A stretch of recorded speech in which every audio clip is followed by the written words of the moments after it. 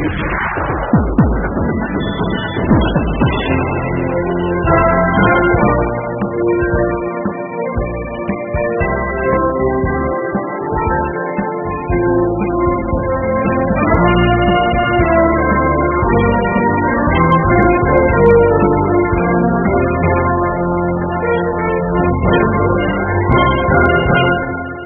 muy contentos de juntarnos con ustedes en este su programa Acción Popular de hoy. Lo que tenemos que hablar es de política. Hoy es martes 16 de septiembre. Hablaremos de política. Hubo cambios, así le dice los periódicos, a decretos que emitió el presidente de la República. Cambios. Nosotros diríamos ascensos y rotaciones. Diríamos nosotros desde la política, ascensos y rotaciones. Pero persiste el caos. Los decretos son buenos para la publicidad. Los decretos han sido buenos para el marketing de Danilo Medina. Pero estructuralmente, políticamente, ¿dónde están los cambios? ¿Dónde están las mejoras? ¿Dónde están las mejoras? Estos decretos se supone que deberían traerle mejoras fiscales, mejoras democráticas y mejoras políticas a la población dominicana. Y hasta mejoras morales a la población dominicana. ¿Dónde encontramos esas mejoras políticas, mejoras democráticas, mejoras sociales, mejoras fiscales? ¿Dónde la encontramos? ¿Y dónde encontramos las mejoras morales? Esas mejoras morales de las que alardea Danilo Medina. Esa frugalidad, esa simpleza, esa llanura de la que hace alarde permanentemente Danilo Medina. ¿Dónde la encontramos? ¿Dónde la encontramos?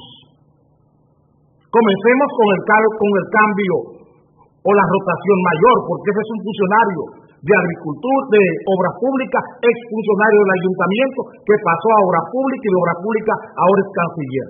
No juego a la moral con este cargo, no juego al bien, no hago análisis axiológico, hago análisis político. Es la diplomacia dominicana. Es la diplomacia dominicana. El cargo es el de jefe de la diplomacia dominicana. ¿Qué pasa con el sistema burocrático de esa cartera? ¿Cuántos nombramientos se hacen ahí de botellas? Junto con el nombramiento del señor Navarro como canciller. ¿Qué pasa con el personal supernumerario? ¿Dónde está el decreto de Danilo Medina que elimina cuando menos 75 de los cientos y tantos vicecónsules innecesarios que tiene el Ministerio de Relaciones Exteriores? ¿Dónde está ese decreto que suprime esos cargos? No que los sustituye, que los suprime esos cargos para que ingresen al ahorro nacional. ¿Dónde está el decreto que cancela todos los ministros consejeros, los consejeros, los secretarios de primera clase y de segunda clase, que están nombrados en el exterior sin trabajar para sanear las finanzas públicas? Algo que su propio contralor, el que él nombró por Ivanhoe, en un almuerzo, en un desayuno, en Diario Libre, decía ayer, el Diario Libre, que ellos no han podido resolver el problema de la nómina pública, la duplicidad en la nómina pública. Me nombra a Nicauli de la Mota como una botella, con el dinero de todos nosotros, en México. Una creación.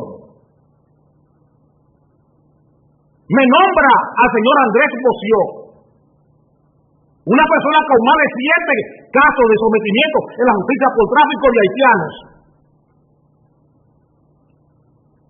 que es el jefe político de Elías Piña. Me lo asciende, ya fue cónsul varias veces y ha sido cancelado como cónsul por acciones delictivas en Elías Piña, Andrés Boció. Y me lo asciende ahora acá a rango diplomático. El cargo consular es un cargo administrativo. Me le da pasaporte diplomático a una persona con actos delictivos reiterados. Me le da pasaporte diplomático y me lo encarga de los asuntos consulares en Belader, donde ha cometido los mismos hechos. ¿Dónde está el beneficio moral para Elías Piña hoy con ese decreto? ¿Qué le estamos diciendo a los jóvenes que quieren ingresar o a la gente que hace vida política o que hace vida social en Elías Piña? ¿Qué le estamos diciendo desde la propia presidencia de la República? Cuando se pone el nombre de un delincuente, confeso, tomado en su vehículo el ejército con más de 15 haitianos, y que no es la primera vez, traficando con visas haitianas, y esa persona se nombra, se asciende, se le da el rango diplomático, no un rango administrativo como cónsul, ministro consejero, casi embajador, ministro consejero, encargado de asuntos consulares en Belader. ¿Dónde están los beneficios fiscales, los beneficios políticos, los beneficios democráticos, los beneficios sociales y los beneficios morales de esta decisión del presidente? ¿Dónde están? Quisiéramos saber en qué caja lo podemos cobrar o en qué alcancía podemos buscarlos. No entro en la discusión moral ni axiológica de quienes han sido nombrados. Eso es tarea de otra gente, porque no hacemos farándula, trabajamos política y evaluamos las decisiones políticas.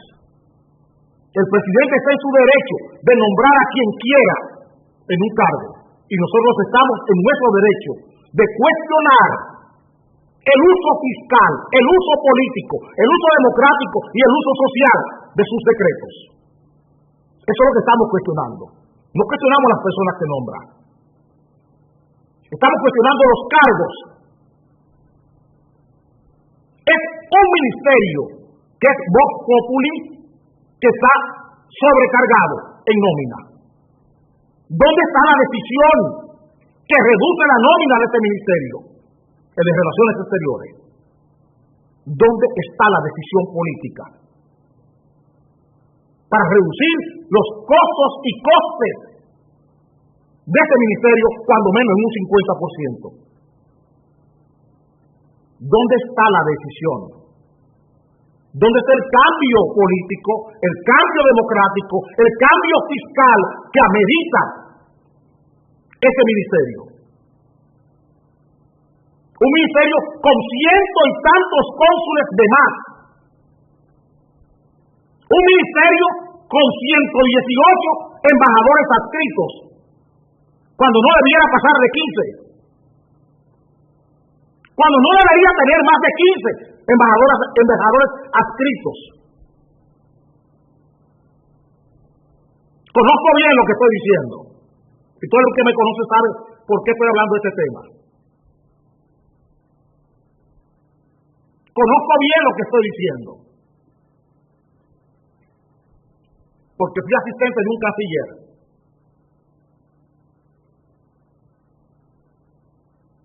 Sé muy bien lo que estoy diciendo. ¿Dónde están las decisiones que tienen que ver con la supresión? Con la supresión, no sustitución, que es lo que se ha hecho. Con la supresión de cientos y tantos vicecónsules y cientos y tantos embajadores adscritos.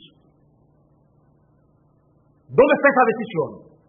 Sin hablar de lo que tenemos en el exterior, viviendo aquí y cobrando en dólares aquí. Secretario de primera clase, secretario de segunda clase, de tercera clase, ministros, consejeros, auxiliares, nombrados en consulados, cobrando aquí en dólares, no en pesos dominicanos, cobrando aquí en dólares, cobrando viáticos, alojamiento, dietas, como si estuvieran fuera del país. Hay gente cobrando, señores, 125, 150,000 pesos sin salir de este país. En la Cancillería, nombrados en el exterior, y cobran aquí ciento y tantos mil pesos, y hasta 200,000 pesos. Porque sabe uno que sus sueldos son casi $4,000, con dieta y viático. Y viven aquí, cobrando en dólares. Un país que necesita dólares y que tenemos que coger dinero prestado para solventar las reservas netas del Banco Central. Tenemos que emitir deuda externa, deuda soberana, para compensar las reservas del Banco Central. Emitir bonos para las reservas del Banco Central. Y dilapidamos los dólares que buscamos con préstamos, los dilapidamos allí en la Cancillería para tributarles amistad, solidaridad, gratitud, amigos. Estoy aquí siempre abierto para que cualquier técnico de la Cancillería me desmienta. Y puede venir aquí también a decirme, usted se equivocó. Y si me equivoco, con gusto, le ofrezco mis disculpas. Estoy hablando de política. No estoy hablando de farándula. Lo que tenemos hoy como cambios no son más que otro relajo más de Danilo Medina. Otro relajo más. Otra tomadura de pelo a este país. Otra burla es lo que tenemos de Danilo Medina. Otra burla a esta nación. Otra burla a ustedes, a mí no. A mí no. Porque siempre sigo lo que los presidentes hacen. Nunca pongo caso a lo que ellos dicen. Sigo lo que los presidentes hacen. Eso aprendí. Lo que hacen. Examinen esos decretos. Y ustedes encontrarán cómo la administración pública, en lugar de estar en manos de políticos, en el caso de la Superintendencia de Pensiones, cae en manos de la misma gente que tiene que distribuir los fondos a los afiliados de ingresos tardíos. Se lo dan a un funcionario de la banca. Los mismos que acogieron el dinero mal habido, de mala fe, cobrado a los afiliados de ingreso tardío. El superintendente ya no es Joaquín Jerónimo, un político, una persona con compromiso social y con compromiso democrático. Es un burócrata de la banca el que va a ocupar ese cargo, un apellido Contreras. Para que ustedes entiendan lo que estamos diciendo.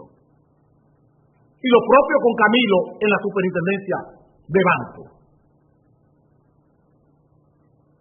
Lo propio con Camilo en la superintendencia de banco. Nos desprendemos de un hombre honesto, de un senador, de un hombre que cuida la finanza familiar, un hombre que ha obligado a la banca a hacer cosas que nunca en la vida imaginaron. Lo cambiamos para poner un mequetrefe. Usaré unos segundos para cambiar de tema.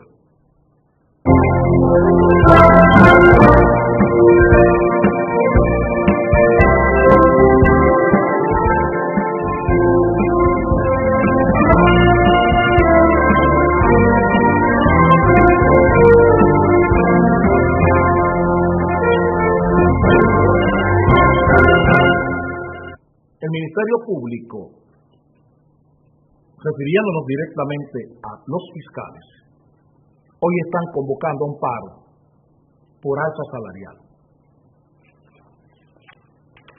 Están manteniendo un paro por alza salarial.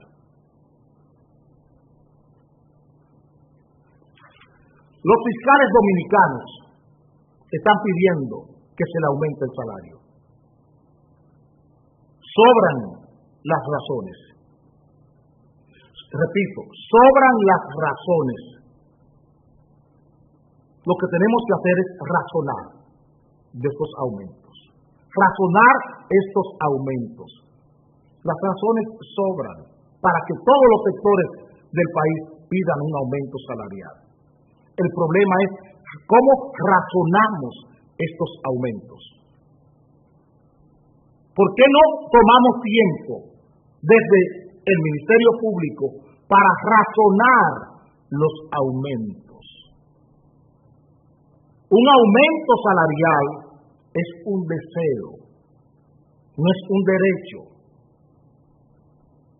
Un aumento salarial no es un deseo, no es un derecho, es un deseo. Y ese deseo necesita otros sentimientos y otros deseos para que se pueda completar, para que complementen el deseo de aumento salarial. Los fiscales merecen este aumento, como lo merecen los médicos, como lo merecen los agrónomos, los profesores. Pero ese deseo es un deseo fiscal. Tiene que ver con la fiscalidad del Estado. Tiene que ver con la financiación del Estado. Ellos aducen, con razón, que una ley del Ministerio Público, la ley orgánica del Ministerio Público, concede un porcentaje año por año igual que el 4% para la educación. Y hay un efecto de demostración con ese 4%. Que ni la Judicatura, que también tiene una ley especial de asignación de fondos porcentuales, merecen, o lo propio pasa con los ayuntamientos que establecen que es un 10%. La realidad es que fiscalmente ningún gobierno puede complacer esos porcentajes. Esa es la realidad hoy. Ningún gobierno dominicano puede complacer esos porcentajes. Hoy, el Banco Mundial habla de la situación explosiva de la deuda pública dominicana. El Banco Mundial está llamando la atención, está encendiendo un bombillo rojo, no amarillo, un bombillo rojo del riesgo que tiene la deuda pública del país. Es el problema de financiación estatal. Comprendemos lo que quieren los fiscales, lo que quieren los maestros, pero el problema es, y por eso nos oponíamos al 4% abiertamente, consignar fondos especializados, fijos, sobre el presupuesto. Esa es una aberración. Un 10% para el ayuntamiento, un tanto por ciento para la justicia, un tanto por ciento para la Junta Central Electoral, un tanto por ciento para la salud, tanto por ciento para la educación superior. ¿Con qué se atienden las demandas del Estado? Si cumplimos con todas estas leyes especiales, en cuanto y tanto tenga que ver con la asignación de fondos, las partidas presupuestarias, según la ley, el Estado no podría hacer ni una letrina en este país. Porque los políticos que aprobaron estas leyes lo hicieron desde la posición clientelar, no desde la posición política, no desde el estudio. Y lo que hemos hecho con la administración pública es puro desperdicio. Puro desperdicio. Hablar de una ley que tiene que consignarle a la judicatura 10.000 millones de pesos, como están alegando los fiscales. Les preguntamos, si tenemos que darle 10.000 millones anuales a los fiscales y darle a los ayuntamientos 46.000 millones y darle a la educación a los ayuntamientos 96.000 millones y darle a la educación 113.000 y el presupuesto de 600 y tenemos que buscar el 40%, 45% del presupuesto para deuda externa. ¿Con qué trabaja el gobierno? Esta es la discusión que hemos estado hablando. Esto es lo que hemos dicho permanentemente. Nosotros no podemos manejarnos con esa estructuración fiscal que tenemos. Hemos propuesto por escrito y en programas que este país necesita una ley de financiación estatal que rompa, que anule todas esas partidas consignadas con leyes como estas. Esa ley de los ayuntamientos, que hay que dar un 10% a los ayuntamientos. Eso es impropio. Y una ley que le dé al fiscal, que le dé a la judicatura, toda esa millonada anual, ¿qué hacería del Estado dominicano? ¿Dónde estarían las estructuras, las inversiones estructurales que necesita la nación? Si se complace a todo el que quiera. Si se complace a todo el que quiera de esta forma, ¿dónde estaría entonces la inversión pública estructural del Estado? Lo que tiene que ver con las estructuras.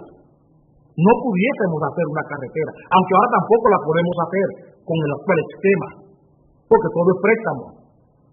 Préstamo y concesiones privadas para cobrar peaje caro.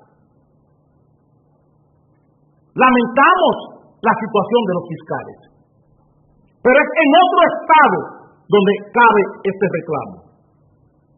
Es en otro estado, no en este.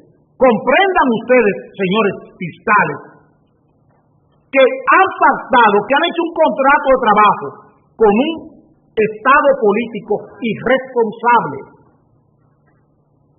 Que la presión de ustedes debe estar dirigida a mejorar el sistema fiscal del país,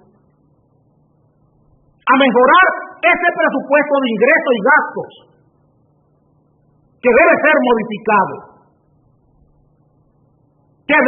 modificado, pero con una ley de financiación estatal, que anule, que derogue todos esos compromisos fijos de porcentajes y especializados para determinadas áreas del Estado.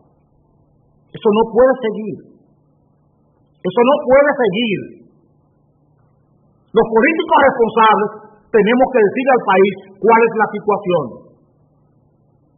Este país no se puede manejar con un 4% en la educación, un 5% para la educación superior, un 10% para los ayuntamientos, un tanto por ciento para la Junta, un tanto por ciento para la Judicatura, un tanto por ciento para la Cámara de Diputados, un tanto por ciento para el Senado. Sumen todos esos porcentajes y verán que llegaremos a casi 50% del presupuesto con compromisos especializados. ¿Y con qué gobierna el presidente?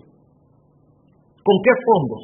Si tiene que disponer, si se tiene que cumplir con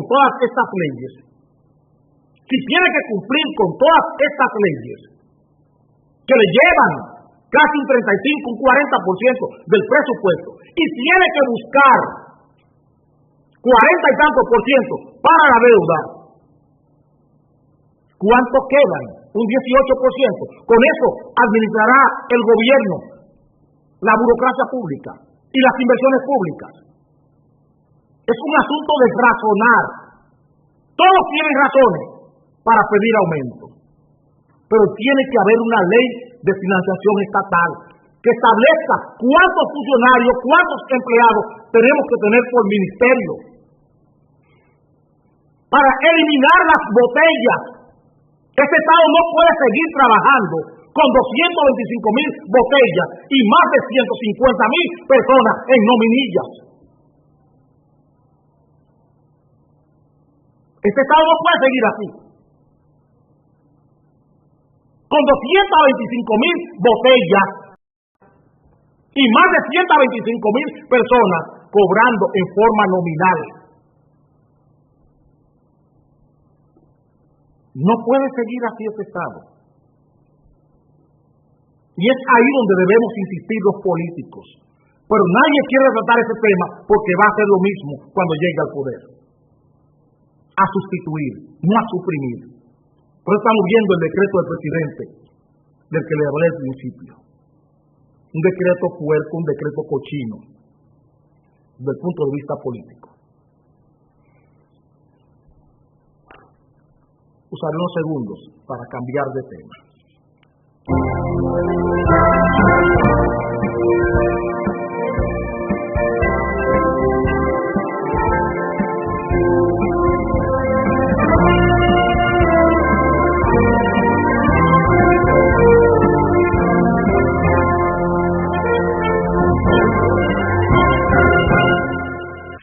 El presidente de la República recibió ayer en su despacho, escoltados por el jefe de la policía,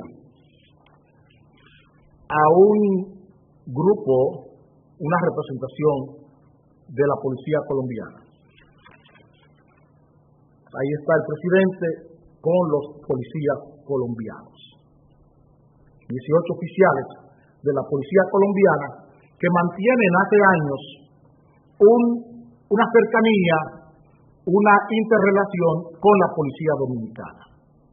Eso comenzó con el jefe de la policía, Polanco Gómez. Comenzó ese trabajo. Se comenzó a hablar de dividir los espacios por cuadrantes. Ayer el jefe de la policía, Castro Castillo, hablaba de las bonanzas de los cuadrantes, pero no hablaba de resultados. Porque sencillamente los cuadrantes están en la mente de él, no en la realidad. Y como está frente al presidente, tiene que hacerle ver al presidente que esta situación, que la asistencia colombiana en materia de reducción del crimen ha avanzado. Y no es verdad. No es verdad. Porque lo que ha habido es una dispersión en la policía. ¿Quieren un ejemplo? Miren ayer la noticia. 1.900 guardias a reforzar la seguridad. ¿Cuántas veces hemos visto ese titular? ¿Dónde está el plan? ¿Dónde está el programa? ¿Quieren otra noticia indeseada? Un canadiense. A ese señor lo asaltan en el parqueo del banco Scotiabank, en la Kennedy, con Tiradentes, o con López de Vega, no recuerdo. Kennedy con Tiradentes. Kennedy con Tiradentes. ¿Qué resulta? Que ese señor anda con un carnet de la Marina de Guerra. Y anda con una cédula que fue anulada por la Junta Central Electoral. Repito, ese señor, ese canadiense, que es un comerciante en Villa Consuelo, anda con un carnet, no sé con qué relación, pero está asignado a la Armada de la República Dominicana. El señor asaltado. Y además anda con una cédula falsa.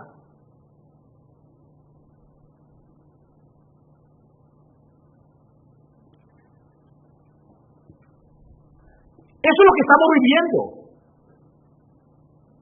Eso es lo que estamos viviendo. Lamentamos la situación del señor.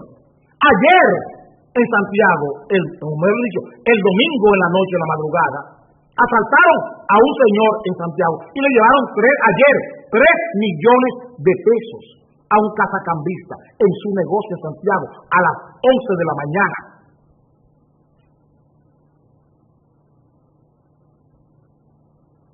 Ayer. Entonces estamos en una alaraca permanente de que estamos trabajando en la seguridad y que la criminalidad descendió y que las muertes bajaron y seguimos viviendo la misma realidad. Porque todo lo que buscamos es un titular como este. Un titular como este es lo que estamos buscando. Que aparezca en la prensa: Medina recibe 18 oficiales de Colombia para asuntos del narcotráfico y el crimen y la inseguridad ciudadana. Pero ¿qué estamos haciendo con los conocimientos, con las informaciones que esta gente, con las experiencias que esta gente nos está regalando? ¿Dónde le estamos colocando? ¿Para qué nos sirven? Recuerdo cuando estaba el general Polanco Gómez, cuando este proceso llegó, cuando esta novedad llegó de Colombia, estaba yo muy cercano trabajando con un área de la Policía Nacional en asuntos de violencia y delincuencia juvenil, asesorando a un área de la policía. Y me dieron el proyecto para que yo opinara, y opiné sobre esto, sobre los cuadrantes de la policía colombiana.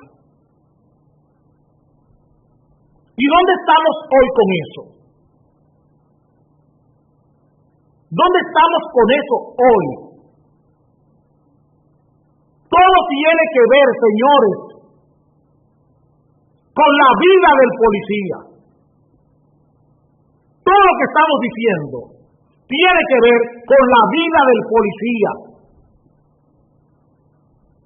El policía no tiene respaldo moral, ni de la sociedad, ni del Estado dominicano. El apoyo moral que debe tener la policía dominicana no la tiene ni en el gobierno, ni en el Estado, ni en la sociedad dominicana. ¿Para qué le dan un carnet de la Armada a este señor? Para que cuando un policía le pare, le enseñe el carnet. A mí no me moleste.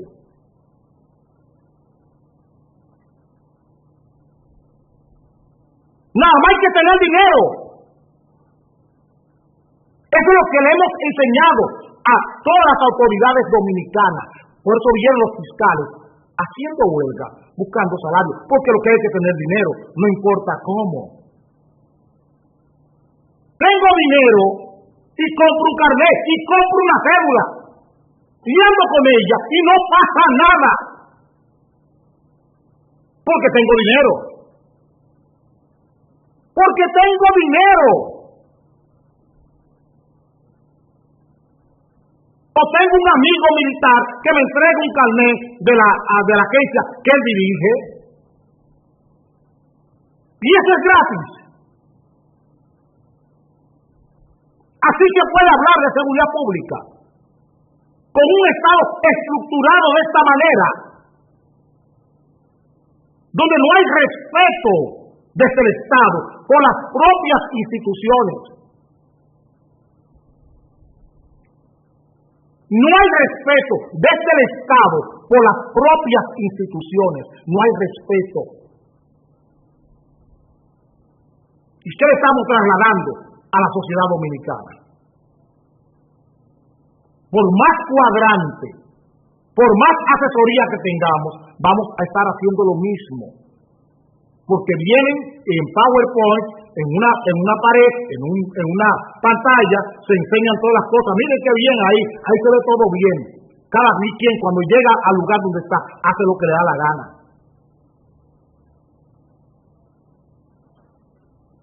Eso es lo que tenemos.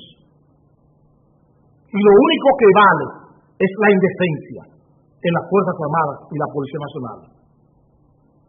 Los medios más indecentes son los que se imponen: la calumnia, la traición, el espionaje, espiar al compañero, igual que la justicia. Lo que estamos viviendo hoy con los fiscales, más que un alza salarial, es la incomodidad en que trabajan. Es como aquí se ha instituido el espionaje en todos los órganos de los poderes públicos, en el Senado, en la Cámara de Diputados. Se pagan espías, diputados pagando espías para espiar compañeros y colegas de partidos opositores. Eso es lo que aquí se ha hecho. Y el que tenga mayor información de espionaje, ese es el que asciende. El que tenga mayor capacidad de daño y de chantaje, ese es el que llega a jefe de la policía, a jefe del ejército, a jefe de la aviación y a jefe de la marina. No importa si tienen los méritos. No importa si se violan los cánones de la ley orgánica de las Fuerzas Armadas. Se lleva al que tenga mayor capacidad para hacer daño o para mayor capacidad de chantajear. Porque tiene informaciones servidas desde Conde Drácula, Jairo el Escorpión. Esos son los verdaderos jefes militares en el país y son quienes controlan la seguridad pública de este país, quienes la determinan. Miren lo que pasa con la avioneta. Dice el general Castillo del CESAC que ellos están investigando. Oigan lo siguiente: si la avioneta tenía deudas extranjeras, si la avioneta tenía deudas, la que sacaron de las Américas. Oiga la maldita hipótesis que me está sirviendo el jefe, el que está al frente de la investigación junto con el mismo cómplice de todo esto, el que está en el Instituto de Aviación Civil. ¿Qué están investigando? A ver si fue que se la llevaron a alguaciles. Tiene que ser, si tiene deuda, se la llevaron a los alguaciles, el banco se lo llevó. Sin plan de vuelo, violando el plan de vuelo, se le va a llevar una institución financiera. Para que ustedes entiendan dónde estamos. Los niveles de complicidad con el delito que tiene el propio Estado. La complicidad con los carteles de droga que tienen las Fuerzas Armadas y la Policía Nacional y los organismos del Estado. Esa complicidad con carteles de droga que le encontramos donde quiera. Donde quiera nos encontramos con lo mismo. Se alarma la gente cuando le decimos eso, pero es la realidad. Pero es la realidad lo que nos impulsa a decirle esto.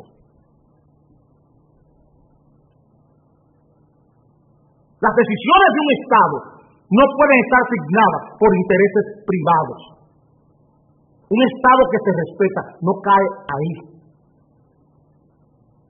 Un Estado que se respeta no toma decisiones para cumplir designios, demandas de intereses privados.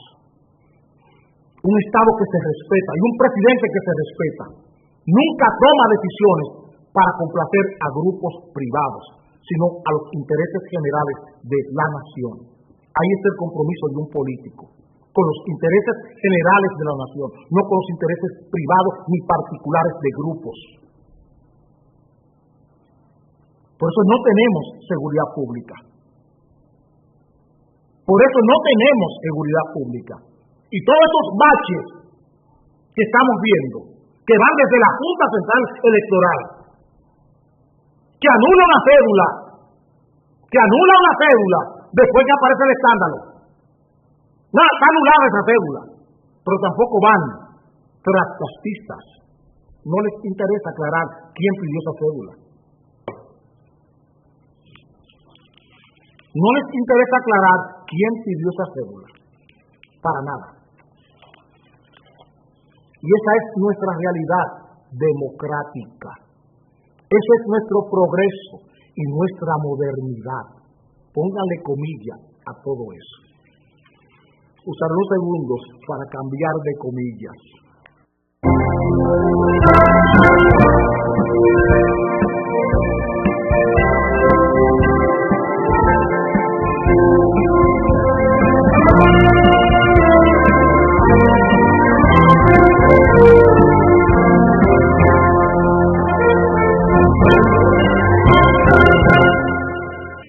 Te lo dije, con Levapen estás como un toro. Levapen te pone bien. Busca tu alegría en la farmacia. Levapen, siempre bien.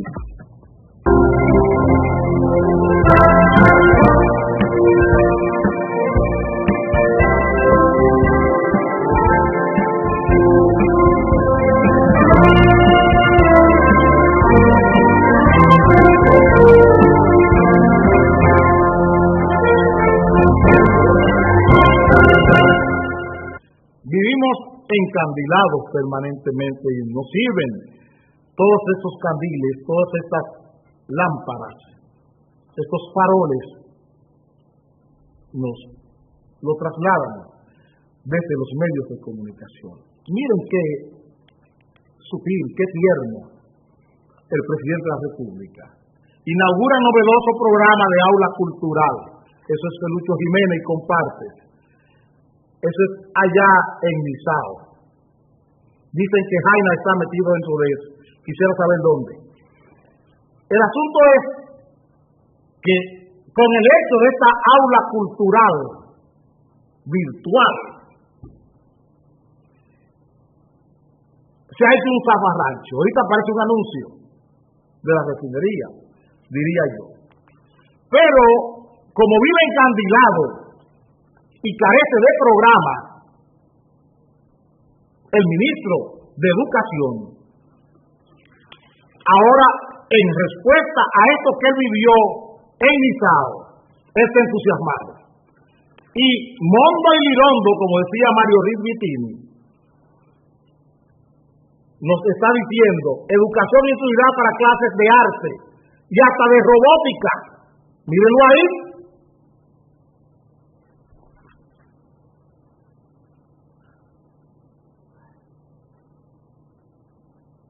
¿Qué ustedes piensan cuando miren la realidad? Falta de profesores retrasa clases en liceo. Eso está en San Luis, aquí en la capital. Eso es en San Luis, aquí en la capital. Eso es donde el presidente inauguró el año escolar, el 18 de agosto. Tendremos casi un mes, ¿no?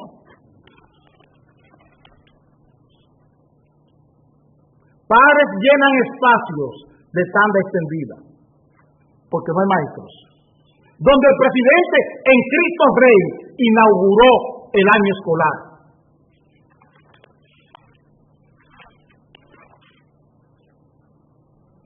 Un ministro hablando de robótica. Un ministro hablando de robótica y hablando de clases de arte, como si cualquiera pudiera ser profesor de arte.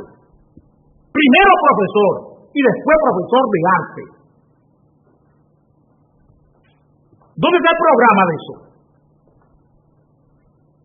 Es que no entiende lo que es arte.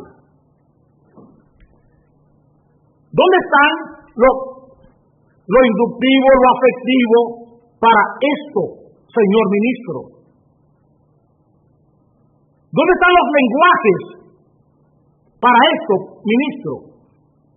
Porque hemos hablado aquí en esta mesa que la educación dominicana, sin informática y sin inglés,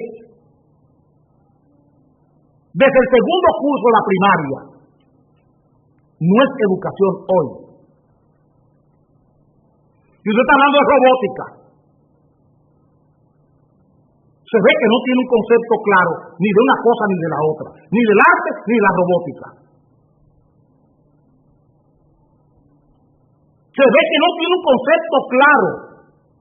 Profesores de arte, ¿cuáles son las artes que usted entiende? Música, ¿Dónde vamos a conseguir los profesores de música? ¿Cuál es la suerte del Conservatorio Nacional de Música? ¿Qué tenemos en el Conservatorio Nacional de Música? ¿Dónde están las academias municipales de música que tiene este país? Comencemos por ahí, por música. No hablemos de pintura. ¿Dónde está Bellas Artes? Y la extensión de Bellas Artes hacia la sociedad. Vi anoche a Cachita en el programa de María Cela, que ella es profesora de arte en un colegio de aquí de la capital. ¿Cuántos colegios más pueden darse el lujo de tener a Cachita como profesora de arte escénico, arte dramático, declamación, homilética?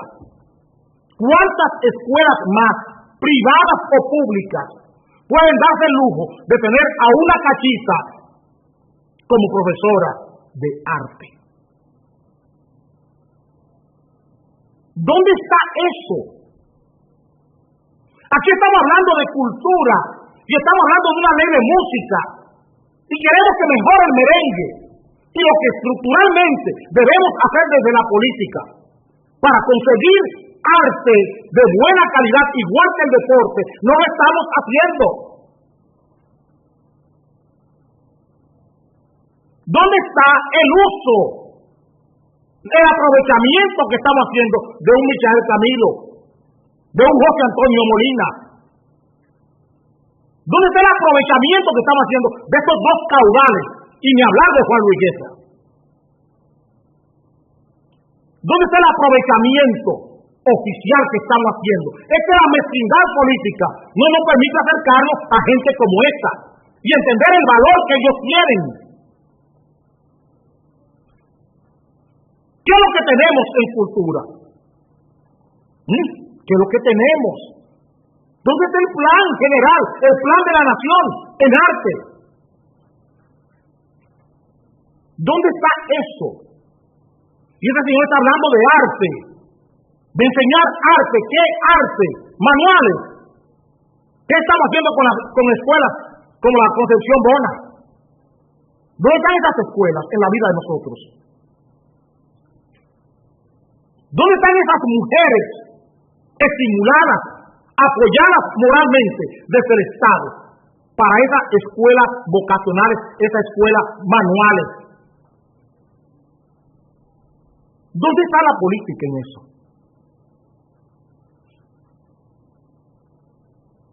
¿Dónde está el macramé? Vamos a buscar profesores para macramé. Si se quiere, en las escuelas. ¿Dónde están las profesoras para eso, señor ministro? Para macramé. Nosotros tenemos un problema serio con esta política, que es la hipocresía. Es que lo que primero le llega a la mente, lo sueltan, sin ningún exégesis. Lo sueltan. Y usted aparece un grupo de gente, periodistas,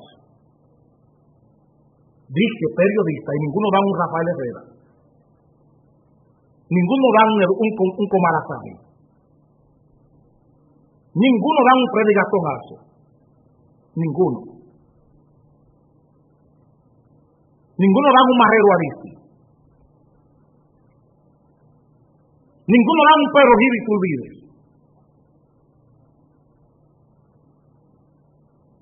Ni un Miguel Guerrero. Que esos dos están vivos. Ninguno da un Miguel Guerrero ni da un Pedro Gil Iturbide. Yo soy los periodistas, los líderes de opinión, gente analfabeta, líderes de opinión, que repiten todo lo que un funcionario dice por lo que le pagan. Repiten todo lo que un funcionario dice por lo que le pagan, sin preguntarle.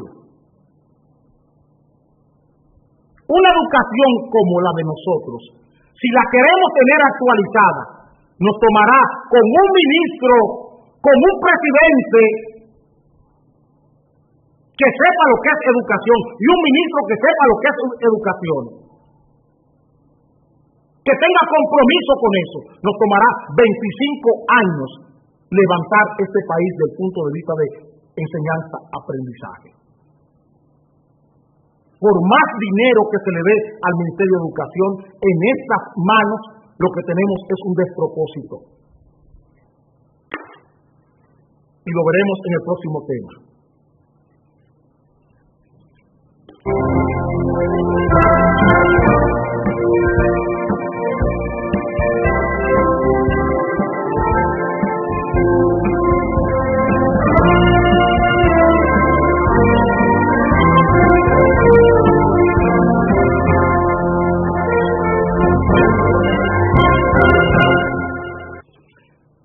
Ayer, leyendo el periódico El Día, vi una noticia allí en los internacionales que me obligó a discutir, a conversar con ustedes lo que es un Estado que comprende la enseñanza. Miren el titular que me obligó a conversar hoy sobre esto. Ébola mata 2.400 personas, punto y coma. Ese punto y coma es para mí lo más importante. Cuba envía médicos a tratar mal. ¿Qué otro país latinoamericano está en condiciones de mandar médicos a África a tratar el ébola? Y ustedes oyeron aquí todo un zafarrancho de disparates del señor Hidalgo y de la otra de Haití, hablando de disparates. Eso es Cuba. Eso es Cuba. ¿Saben por qué?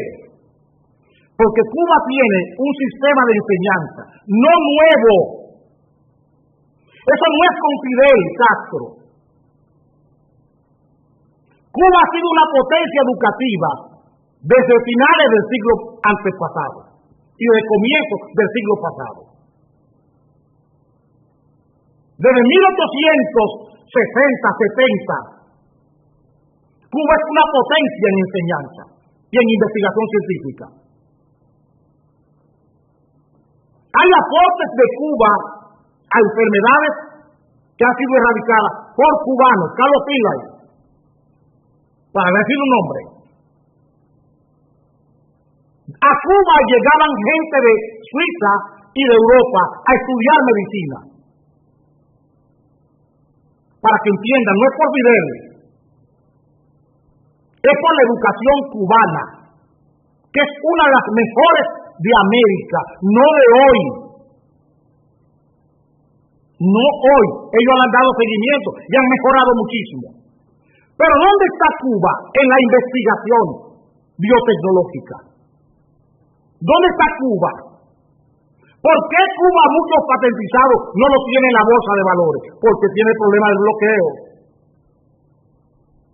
Así como Israel es uno de los países líderes en patentizados biotecnológicos, Cuba tiene también grandes investigaciones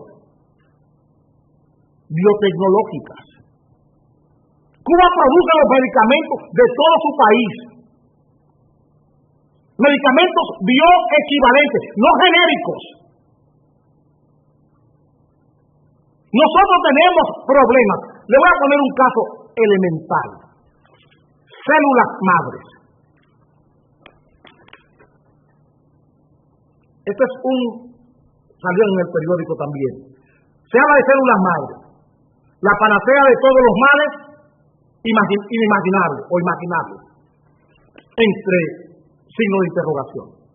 ¿Qué hemos hecho nosotros con células madres? Y tenemos a Julio Amado Castaños, el rector de UNIBE, hablando hace más de 7 u 8 años de ese tema en el país. Y todavía es un tema tabú. Porque la ciencia dominicana, esa ciencia de la modernidad, eso que estamos hablando, moderno, aquí hay muchos avances tecnológicos. muchos equipos, mucha inteligencia artificial. Ahí vemos los alardes de la Plaza de la Salud permanentemente. Tenemos equipos, pero ¿dónde diablos estamos en investigación? Estamos importando tecnología. ¿Qué estamos produciendo biotecnológicamente? ¿Qué estamos produciendo? Cuba no tiene todos estos avances tecnológicos, pero ¿cuánto ha avanzado Cuba? ¿Cuánto ha creado Cuba a nivel de investigación biotecnológica? Eso es lo que deberíamos estar preguntándonos. ¿Por qué cerebro humano? No es aparatos. Y aquí se tiene como ciencia colocar un aparato de diagnóstico y que lo haga todo. ¿Dónde están nuestros cerebros médicos? ¿Dónde está Alejandro Capellán? ¿Dónde está el doctor Taveras? ¿Dónde está el doctor Matanet? Rafael González Matanet. ¿Dónde lo tenemos hoy? Los grandes investigadores. ¿Dónde están esos médicos investigadores? ¿Qué universidad está padrinando aquí la investigación biotecnológica? Y Cuba está mandando médicos a África para tratar el ébola. ¿Ustedes piensan que es un suicidio? Es un acto de cerebro, de talento, probándole al mundo qué hace un país pequeño cuando sus políticos entienden que es la nación la que tiene que crecer. Aquí tenemos políticos que entienden que son ellos los que tienen que crecer y la nación hundirse. Nos veremos esta tarde a las 5.